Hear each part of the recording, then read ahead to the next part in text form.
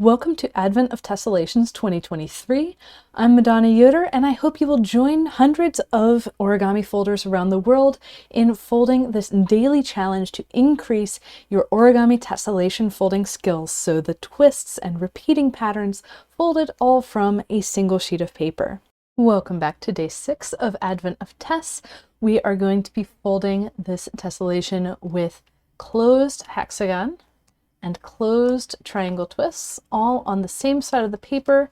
We're going to get back to half of that closed hexagon around the edge. And this is one of those steps where we ratchet down a little bit so we can build back up in difficulty. We're introducing a new twist. And let's go ahead and get started. So I've got my 16-fold triangle grid on a hexagon, and I'm going to pinch the edge. So I'm running a pleat out to the corner of the paper, and I'm placing the valley relative to that mountain fold above on the right hand side, folding that down. And notice that the center is remaining 3D. I'm not folding this all the way through. Then I'm going to pass that pleat to my left hand and pick up the next grid line running straight to the corner as a mountain, and again fold it up onto its valley. Again, passing to my left hand, I'll repeat for the remaining corners. And when I'm getting to those last two corners, I may want to emphasize the mountain on both of them before putting the valley on either of them. And with all of my mountains set into place, I'll start working those valleys closer in until I have two spaces between where my pleat is laying down flat and the corner of this central hexagon. Now for this hexagon, unlike the triangle, I want to maintain this central hexagon flat while I'm getting things in place. I'm not letting these sides crumple up.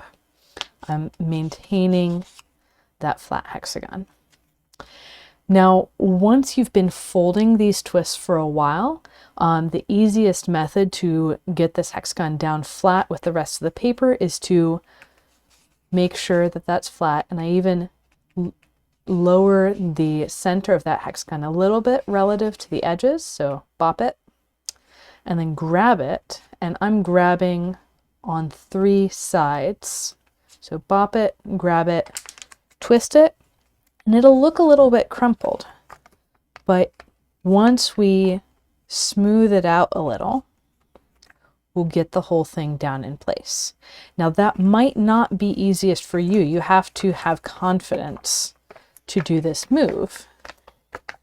So what might be easier for you is up in this hexagon tower stage. What might be easier for you is to lift and let the paper form a cone. So instead of having everything be flat, we can let the paper form a cone. Then we can take a mountain going out to the edge, and really this one's already doing it. We can let that lay flush with the edge of the hexagon and add on more and more and more pleats as we go around, and that will get us to our final hexagon. So I give you that option of different ways of collapsing, especially on the first hexagon that you're adding to the paper. As you're adding more and more, especially if you're using a larger grid, larger in terms of more divisions, you're going to want to be using that bop it, grab it, twist it method. So from here, we're adding now closed triangles on the same side, and they're at a particular spacing that I call tube pleat spacing. So why is it called tube pleat spacing? Because when we have our mountains and valleys for the new spacing, and I fold those up, it makes a tube. And so what that looks like when we're folding is we'll have the valley one spacing past the folded mountain, and you'll recognize this in crease patterns by seeing that valleys are 2 spaces apart and mountains are outside of the valleys, or vice versa. You could have mountains 2 spaces apart and valleys outside of those. That's just seeing it from the opposite side of the paper.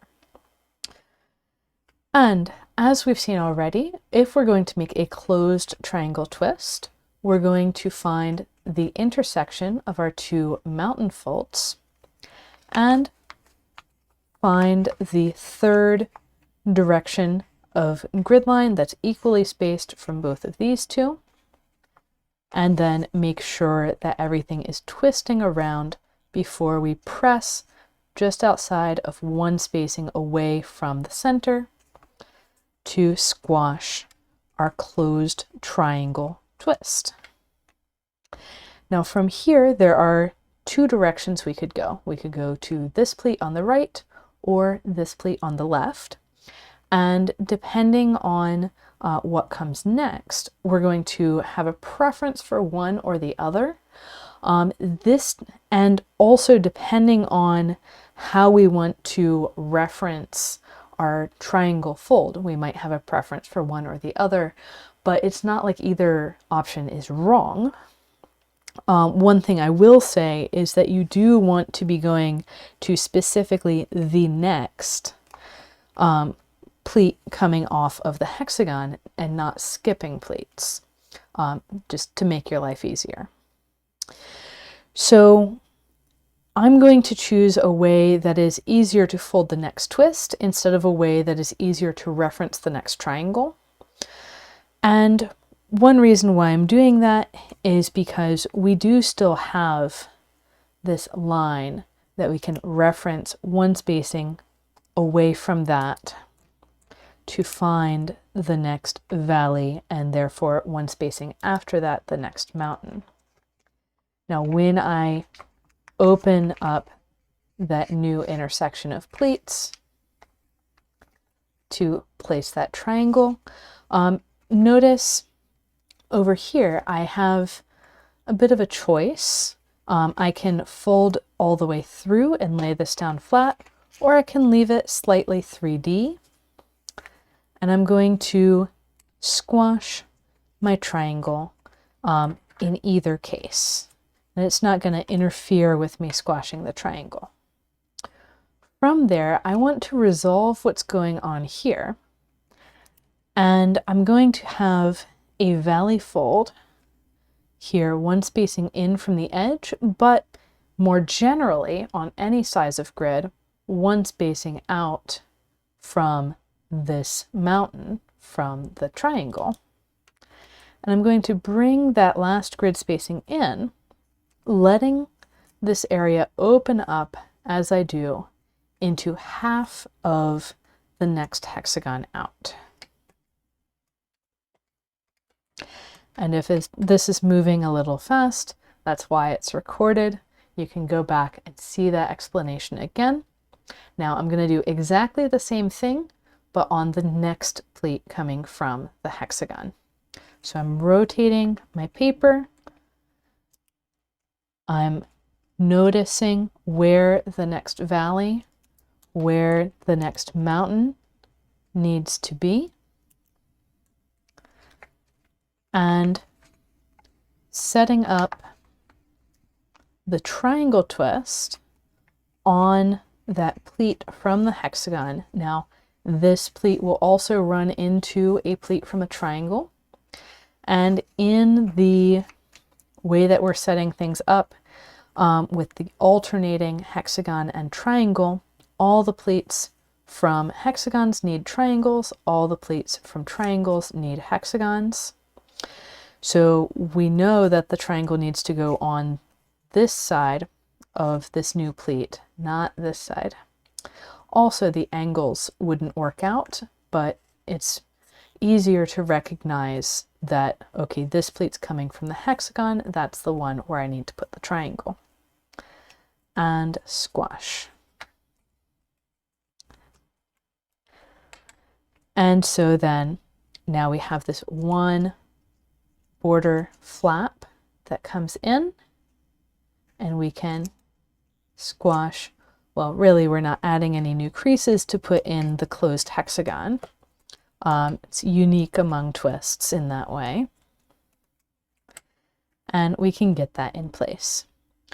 So one little thing that you might notice is that all of these triangle corners are touching other triangle corners. So why isn't there another triangle right here? Well, if I had more grid, you would notice that this edge is a mountain fold from this hexagon, and this edge is a mountain fold from this hexagon. And those mountain folds would be meeting each other right at the corner of the paper. And so if I wanted to, I could fold that corner over to make a partial triangle twist that would have its corner touching the other triangles. But this is something that is easier done on a grid with more divisions, and if you want to learn more about that, I have a very in-depth lesson in my Basic Twist Bootcamp course all about this particular pattern and how to repeat it further out. So rotating around, we're going to do exactly the same steps the rest of the way around with a little sticking of layers at the very end. So I'm going to that very next pleat off of my hexagon. I'm making the tube pleat to find the location of my new triangle, squashing, and then folding that edge, grid spacing, flap back in to make a tube with the pleat from the new triangle, and letting that half of a closed hexagon show up at the edge. Rotating around, I'll do exactly the same thing again, this time at full speed.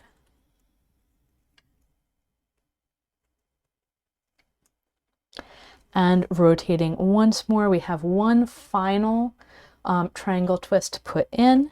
It's going to be at the same spacing as all of the others. And this time I notice, as I'm doing this, that I am creating an unfriendly overlap. What can I do about that? Well, the first thing is to see how those pleats from the triangle are going to lay down. And then I can choose if I want to reorder, to open, close the pleat from the new triangle, then close the pleat from the first triangle on top. And that will match the order of my other pleat overlap over here. And squash.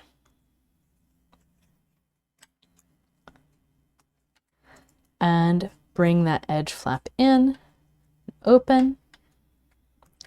And now I'm going to, for the sake of argument, pretend that I did not reverse that pleat overlap earlier. So what I'm going to need to do is open this up and pop that point up. I'm going to need to pop that without tearing the edge of the paper, being very careful not to tear the edge of the paper. And then I can lay my closed hexagon, or half a closed hexagon, down flat. Okay, so here we have our closed triaxial weave. And this is the starting point for many different tessellations.